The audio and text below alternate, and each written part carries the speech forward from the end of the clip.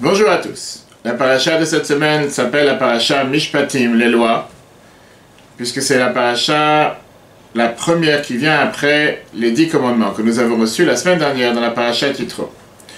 Alors dans cette paracha, on voit une loi intéressante, sous le verset qui est répété 3 fois dans la Torah, de ne pas cuire, de ne pas mélanger un veau dans le lait de sa mère. De cette loi, nous apprenons l'interdiction de ne pas mélanger le lait et la viande, et toutes les dérivés de cette loi, que cela ne concerne pas seulement la viande de bœuf, la viande de poulet, comme nos sages ont rajouté. Essayons de comprendre un instant quelle est la logique derrière. Quelle est la raison derrière cette mitzvah que la Torah nous demande de ne pas mélanger le lait et la viande? A priori, ce sont deux choses qui à la base sont cachères, permises, et pourquoi, à partir du moment qu'ils deviennent en contact, qu'ils deviennent mélangés, ils deviennent deux choses interdites. A priori, puisqu'ils sont permis, c'est pas parce qu'ils ont été mélangés qu'ils devraient être interdits. En effet, dans le Talmud, Rab, un des auteurs de la Gemara, nous dit que c'est une mitzvah qui est une totale nouveauté. C'est quelque chose qu'on n'a pas forcément une compréhension, une logique derrière. Cela fait partie des lois que Dieu nous a transmises sans pour autant nous donner une raison. Rambam, Maïmonide, nous dit clairement que cela fait partie des lois, qu'il n'y a pas de raison derrière. Nachmanide, grand sage d'Espagne, lui vient et nous dit qu'il y a ici une logique derrière cette loi. Le fait que la Torah elle mentionne de ne pas vouloir cuisiner, ne pas vouloir préparer, cuire la viande d'un veau dans le lait de sa mère, c'est pour enlever cette, parfois, opacité sentimentale qu'une personne pourrait avoir, qui veut dire le fait que le veau en général il est là pour grandir, vivre grâce au lait de sa mère. Et toi, tu viens et tu prends le veau et tu le cuis dans le lait de sa mère qui est censé lui donner la vie. C'est une certaine cruauté qui est insupportable. Et c'est la raison pour laquelle la Torah a voulu t'interdire de faire une telle chose. De là, bien sûr, on a élargi l'interdiction. Pas seulement le veau dans le lait de sa mère, mais n'importe quel autre mélange de lait et viande, ça serait interdit. Et la raison, d'après Nachmanide, serait pour te montrer comme quoi la Torah ne veut pas que tu aies certains critères de cruauté qui pourraient venir à travers ces différents mélanges. Justement, la Gemara nous raconte une histoire sur Rabbi Yehuda, l'auteur de la Gemara. Une fois, il était assis sur la pelouse et il y a un veau qui est venu se cacher sous sa tunique, sous son habit, comme s'il était en train de s'enfuir du shochet, de celui qui voulait l'abattre, le tuer. Et Rabbi Yehuda dit à ce veau, va te faire tuer car c'est pour ça que tu as été créé. À cause de ça, il a souffert 13 ans de souffrances atroces avec des mal aux dents et des autres difficultés qu'il a subies dû au fait qu'il n'a pas eu aucune empathie, aucune miséricorde face à ce veau qui est venu lui demander de le protéger de ce shochet, de celui qui voulait le tuer, qui voulait l'abattre.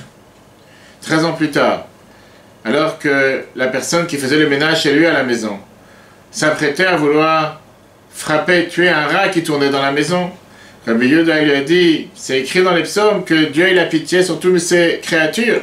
Pourquoi tu veux lui faire du mal? Du ciel, ils ont vu qu'il a changé et lui ont enlevé toutes ses souffrances. Donc ça, c'est la raison, d'après Nachmanide, pourquoi la Torah elle interdit ce mélange. Pour nous apprendre à avoir pitié sur toutes les créatures, inclus les animaux. Vient la Kabbale nous expliquer comme quoi on a deux différentes couleurs. On a la couleur du lait qui est blanc, la couleur de la viande qui est rouge. Et dans les traits de caractère d'une personne, ce sont deux énergies différentes. On a ce qui représente la bonté, le chesed, la couleur du blanc. On a la gvura qui est la rigueur, la couleur du rouge. Et ces deux énergies, pas forcément sont compatibles à chaque instant. On ne peut pas sans arrêt vouloir agir ensemble avec et la bonté et la rigueur. La Kabbale vient te dire que de l'interdiction de ne pas mélanger le lait et la viande, vient la Torah et te montre comme quoi, pas seulement pour cette interdiction, mais pour d'autres mélanges que la Torah ne veut pas qu'on mélange, que ce soit dans les habits, que ce soit dans d'autres manger, qu'il y a certaines énergies que Dieu a envoyées sur terre, qui ne veut pas qu'on les mélange. Il ne veut pas qu'on les fasse disparaître, pensant qu'on va les mélanger et faire devenir une seule chose. De la même manière comme Dieu a créé différents êtres. Il y a l'être masculin et l'être féminin. Deux différentes créatures que Dieu a créées, qui sont différentes, qui doivent rester différentes. Chacun avec ses devoirs, chacun avec son rôle, chacun avec sa mission, chacun avec ses mitzvot. On ne peut pas faire disparaître ces créatures que Dieu a mis en place sur cette planète, tout en respectant la différence. Et en respectant la différence qu'il y a entre toutes ces créatures, que ce soit avec le peuple juif, les non-juifs, comme on a vu la semaine dernière, du fait qu'il y a les 613 commandements d'un côté, les 7 lois de Noah de l'autre côté. Chaque personne, chaque être humain sur Terre a son devoir, a son rôle. Sachons respecter les différentes, pas seulement catégories, mais surtout les différences que Dieu a créées avec chaque espèce qu'il a mis sur Terre. Chaque chose qu'il a créée de manière différente en le gardant séparé, en faisant en sorte de respecter chacun sa valeur, de respecter chacun sa manière de voir, sa manière de penser. Et ensemble, faisons de ce monde un monde meilleur. Voilà une des raisons, comment c'est expliqué dans la Kabbale et dans la Chassidut de Rabbi le Ramed, sur la logique, si on peut dire, pour ne pas mélanger le lait et la viande, qui est beaucoup plus pour symboliser le fait de ne pas vouloir mélanger deux énergies différentes. Et en règle générale, de manière plus générale, les choses que Dieu il a fait descendre sur terre, de les garder dans leur entité, de les garder dans leur manière, comment ils doivent être, de la manière qu'ils doivent être, sans vouloir les mélanger et faire de ça une seule chose. Cette semaine, c'est aussi la Iloula de la rabbinite Chaim Wishka, la femme du rabbi.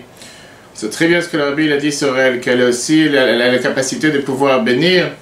C'est aussi la semaine dans laquelle se déroule le congrès des shluchot, des émissaires femmes du rabbi du monde entier. Que Dieu fasse qu'on puisse mériter d'avoir toutes les bénédictions aussi cette semaine à travers son mérite. Très bonne journée à tous et à la semaine prochaine.